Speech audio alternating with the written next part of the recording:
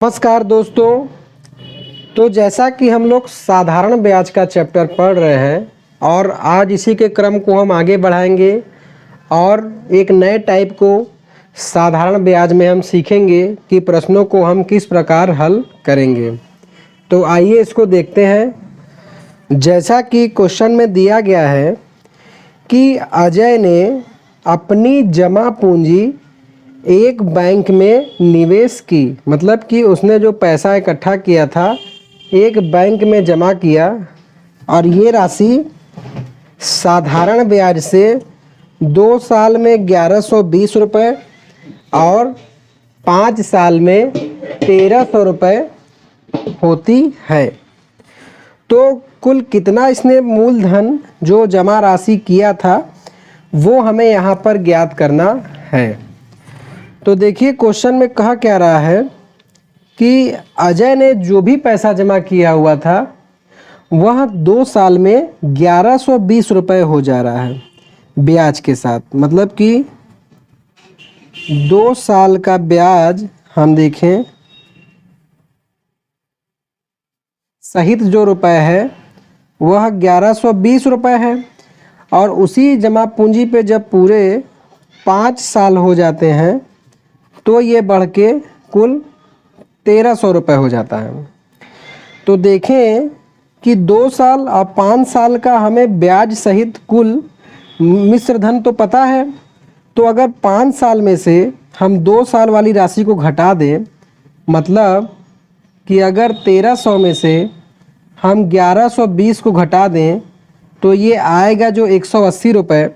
ये हमें 3 साल का ब्याज नहीं पता लग जाएगा। 5 साल के मिश्र धन में से, मतलब कि मूलधन और ब्याज वाली दोनों के योग के राशि से 2 साल के ब्याज और मूलधन की राशि को जब हम घटा दिए तो हमको 180 रुपये ब्याज पता लग गया जो कि 3 साल का है। तो जब 3 साल में 180 रुपये ब्याज मिल रहा है तो यहाँ से 1 साल का निकालेंगे तो 180/3 और 3 से 180 काटेंगे तो आएगा 60 रुपये। मतलब कि अजय को कुल 1 साल में 60 रुपये ब्याज मिल रहा था। और देखिए अब इसमें देखते हैं, यहाँ हमको ब्याज पता लग गया। हम देख रहे हैं कि 2 साल में ब्याज सहित जो राशि है वो 1120 हो जा रही है। अब 1 साल में 60 रुपये ब्याज है तो 2 साल में देखेंगे तो 60 दूनी 120 रुपये। तो इसी मिश्र धन में से जब हम 120 रुपये घटा देंगे तो ये 1000 जो आएगा यही हमारा मूलधन या तो कहें ये हमारा जमा पूंजी हो जाएगा। Option number D. तो हमने प्रश्न में क्या किया कि 2 साल के ब्याज और मूलधन, इसमें आपका जमा पूंजी प्लस 2 साल का साधारण ब्याज, इन दोनों को जोड़ के 1120 रुपये है। उसी तरीके से यहाँ 5 साल में जमा पूंजी और 5 साल का ब्याज जोड़ के 1300 रुपये है। तो 1300 में से हमने 1120 घटा दिया तो 180 रुपये, जो कि हमें 3 साल का ब्याज पता लग गया। तो यहाँ से हमने 1 साल का ब्याज ज्ञात कर लिया और 1 साल का ब्याज जब 60 रुपये है तो 2 साल के ब्याज निकालने के लिए हमने 2 से गुणा करके 2 साल का ब्याज निकाल लिया। और इस पूरी जमा पूंजी और 2 साल के ब्याज में से 2 साल के ब्याज को जब घटा दिए तो 1000 रुपये हमारा मूलधन ज्ञात हो गया। अगर आप लोग का कुछ डाउट है तो इसको हम अगले क्वेश्चन से और अच्छे समझते हैं, जो कि दिया है कि साधारण ब्याज पर दी गई एक धनराशि 3 वर्षों में 815 रुपये और 4 वर्षों में 854 रुपये हो जाती है। तो हमें राशि ज्ञात करना है। देखिए यहाँ पर क्या कह रहा है कि 3 साल में धनराशि को हम मूलधन P मानते हैं, P प्लस 3 साल का ब्याज दोनों जोड़ के ये 815 रुपये हो रहा है। और नीचे जो दिया है इसमें मूलधन प्लस 4 साल का ब्याज जोड़ कर ये 854 रुपये हो रहा है। तो जब इस वाली राशि में से हम इसको घटाएंगे तो देखिए मतलब कि 854 माइनस 815, वही सेम फिनोमेना इधर करें तो मतलब कि P मूलधन प्लस 4 साल के ब्याज में से हम मूलधन प्लस 3 साल का ब्याज घटा रहे हैं। तो 854 में से 815 जाएगा तो ये आपका आएगा 39 रुपये, जो कि बराबर हो जाएगा, यहाँ जब हम माइनस खोलेंगे तो 4 साल का इंटरेस्ट माइनस ये दोनों हो जाएगा। तो देखिए मूलधन कट गया और 4 साल के इंटरेस्ट से 3 साल घट गया, तो केवल 1 साल का इंटरेस्ट आया जो कि 39 रुपये है। अब यहाँ से हम जानते हैं कि 815 में 3 साल का इंटरेस्ट सम्मिलित है, तो 1 साल का इंटरेस्ट 39 रुपये है। तो यहीं से हम जब 3 साल का इंटरेस्ट निकाल लेंगे तो 9 तरीक 27, 3 तरीक का 9 2 11, तो ये आपका 3 साल का साधारण ब्याज 117 रुपये हो जाएगा। और इस 815 में से हम 117 रुपये घटा देंगे तो हमारा जो मूल राशि जो कि जमा किया गया था 698 रुपये निकल जाएगा। 15 में से 7 गया बटा 8, 10 में से 9 1 गया 9 और 8 7 में से गया तो 6। तो इस तरीके से दोस्तों ये बिल्कुल सिंपल सा कॉन्सेप्ट था जिसको कि आप देख सकते हैं। अब आते हैं अगले क्वेश्चन में, जो कि इसको आप डेली लाइफ में भी यूज कर सकते हैं जिससे कि आप कुछ मुनाफा कमा सके। क्वेश्चन में जैसा कि दिया है कि अजय 2 वर्षों के लिए 6% साधारण वार्षिक ब्याज की दर पर 3000 रुपये उधार लेता है और समान राशि को 2 साल के लिए 9% वार्षिक साधारण ब्याज पर अपने दोस्त को उधार दे देता है। तो यहाँ अजय होगा।